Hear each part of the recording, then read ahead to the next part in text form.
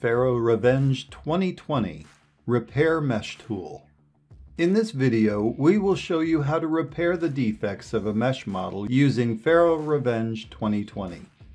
To open the Mesh Repair tool, select the corresponding model in the Project panel and click the Repair command from the Mesh menu. After an initial computation, the Repair Mesh tool automatically identifies different types of mesh problems and shows them in the 3D viewer with different colors. To visualize the problem coloring, open the Viewer Options panel and make sure that the selected color mode is native. You can enable or disable fixing of different types of problems from the left panel. For the detected problems, small connected components of the mesh are shown in orange. Small holes are shown in purple. Spiked vertices are shown in yellow.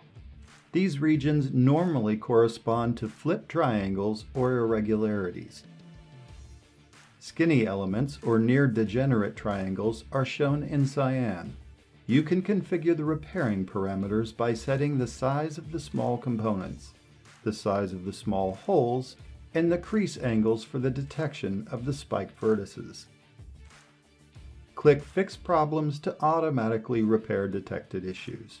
Larger holes in the model can be completed by using the Holes Filling tool or by adding more scan data to the current project. Click Done to finalize the Repair Mesh tool and return to Home mode.